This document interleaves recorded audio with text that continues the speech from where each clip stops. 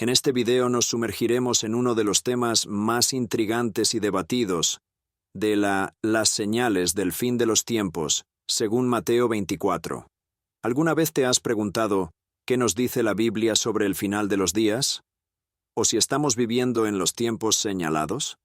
Pues en este video vamos a revelar cada detalle de este capítulo.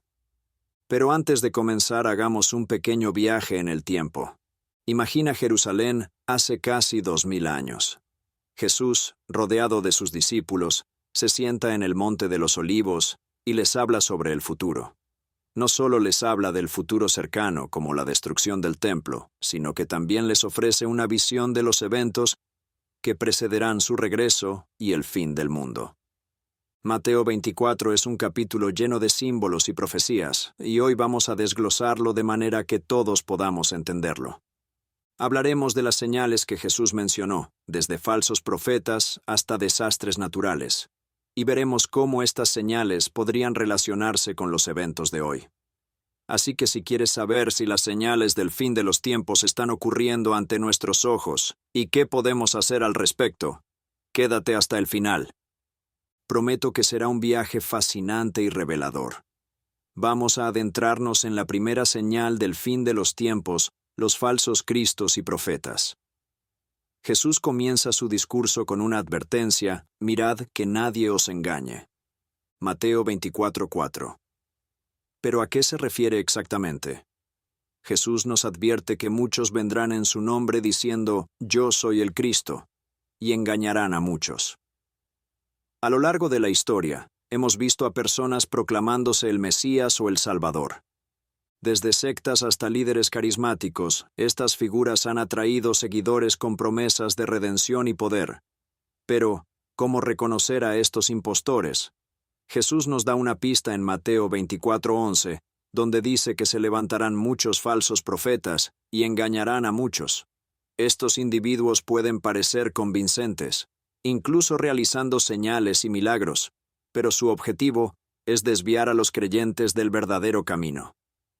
Entonces, ¿cómo podemos protegernos de ser engañados?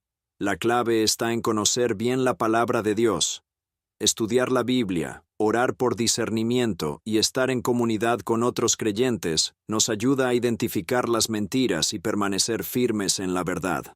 Pero la próxima señal que exploraremos es aún más impactante: las guerras y rumores de guerras. En Mateo 24:6-7, Jesús nos dice: y oiréis de guerras y rumores de guerras. Mirad que no os turbéis, porque es necesario que todo esto acontezca, pero aún no es el fin. Porque se levantará nación contra nación y reino contra reino. Así que pensemos por un momento en los últimos 100 años, 2 guerras mundiales, la Guerra Fría, conflictos en el Medio Oriente. Y la lista sigue. Las noticias están llenas de informes sobre guerras y tensiones internacionales. Pero Jesús nos dice algo: mirad que no os turbéis. La verdad no es fácil, ¿cierto? Con tanta información y desinformación, es natural sentir ansiedad. Sin embargo, Jesús nos recuerda que estos eventos deben suceder, pero que aún no es el fin. Pero, ¿qué debemos hacer ante estas señales? Primero, entendamos que estas guerras y rumores de guerra son recordatorios para que busquemos la paz verdadera que solo Jesús puede ofrecer. Segundo, trabajemos activamente por la paz en nuestras comunidades. Cada pequeño esfuerzo cuenta. Entonces, eso quiere decir que aunque veamos guerras y rumores de guerras, usemos estas señales como una oportunidad para ser agentes de paz y esperanza en un mundo necesitado. Ahora vamos a hablar de otra señal poderosa del fin de los tiempos. Jesús menciona en Mateo 24:7-8 que habrá hambrunas, pestilencias y terremotos en diferentes lugares. Y todo esto será principio de dolores. Pero, ¿qué significa esto y cómo lo interpretamos? Primero, hablemos de hambrunas. Esto significa que la falta de alimentos ha sido una realidad devastadora en muchas partes del mundo. Actualmente, millones de personas sufren de hambre debido a conflictos, sequías y malas políticas agrícolas. Pero Jesús nos advierte que estos eventos aumentarán en frecuencia e intensidad. Luego están las pestilencias, recordemos la más recientemente, la pandemia del COVID-19. Estas enfermedades afectan a millones, causando temor y caos. Por último, los terremotos. Desde el devastador terremoto de San Francisco en 1906 hasta el terremoto de Haití en 2010, estos desastres naturales han causado un inmenso sufrimiento y destrucción. Estas señales nos llaman a confiar más en Dios y a ser compasivos con quienes sufren. Cada pequeño acto de bondad puede marcar una gran diferencia. Sigamos con otra señal crucial del fin de la persecución y muerte por la fe. En Mateo 24, 9 y 10, entonces os entregarán a tribulación, y os matarán, y seréis odiados de todas las naciones por causa de mi nombre.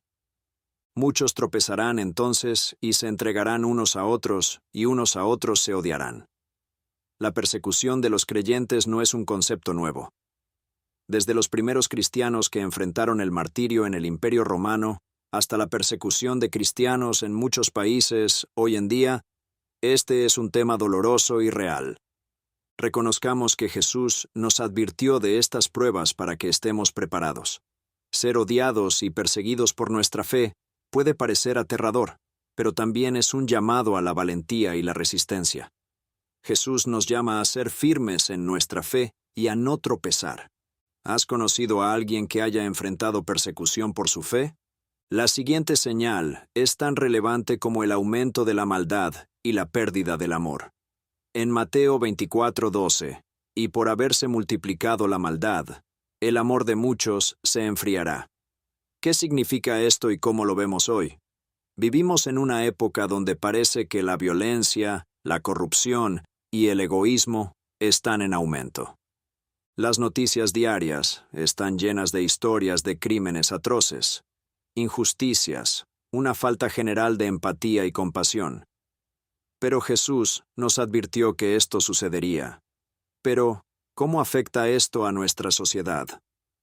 La verdad es que la multiplicación de la maldad lleva a un enfriamiento del amor. La gente se vuelve más cínica, desconfía de los demás y se enfoca en sus propios intereses, olvidando los valores de compasión y solidaridad. Además, en tiempos donde el amor parece enfriarse, ser un ejemplo de amor genuino puede inspirar a otros. No subestimemos el poder de un corazón lleno de amor y compasión en un mundo que desesperadamente lo necesita. Ahora llegamos a una de las partes más estremecedoras de Mateo 24, la gran tribulación. Jesús nos dice en los versículos 21 y 22, porque habrá entonces gran tribulación, cual no la ha habido desde el principio del mundo hasta ahora, ni la habrá. Y si aquellos días no fuesen acortados, nadie sería salvo, mas por causa de los escogidos aquellos días serán acortados. ¿Se imaginan una época tan tumultuosa que la humanidad nunca ha visto algo igual? Jesús nos advierte de un período de sufrimiento y angustia sin precedentes. ¿Pero qué significa realmente la gran tribulación y cómo debemos entenderla? Primero, es crucial saber que la gran tribulación será una prueba extrema para todos, especialmente para los creyentes. Serán tiempos de persecución intensa, desastres naturales devastadores y conflictos sin fin. Pero, ¿por qué es importante esta advertencia? Jesús nos prepara para que no perdamos la fe cuando enfrentemos estos desafíos. Durante la gran tribulación, es vital mantenernos enfocados en las promesas de Dios. Él nos ha prometido que estará con nosotros en cada prueba y que al final el bien triunfará sobre el mal. Finalmente llegamos al evento más esperado y glorioso de todos, la segunda venida de Cristo. En Mateo 24, 30 y 31, entonces aparecerá la señal del Hijo del Hombre en el cielo. Y entonces lamentarán todas las tribus de la tierra, y verán al Hijo del Hombre viniendo sobre las nubes del cielo con poder y gran gloria. Y enviará sus ángeles con gran voz de trompeta, y juntarán a sus escogidos de los cuatro vientos, desde un extremo del cielo hasta el otro. Imagínate ese momento increíble. El cielo se abre, y todos ven a Jesús regresando con poder y gloria. Es un evento que marcará el final de los tiempos, tal como los conocemos, y el inicio de una nueva era. La segunda venida de Cristo no solo es un evento futuro, es una realidad que debe influir en nuestra vida diaria. Nos da esperanza y nos motiva a vivir de una manera que honre a Dios y prepare a otros para su regreso. ¿Estás preparado para la segunda venida de Cristo? Bendiciones. Hasta el próximo video.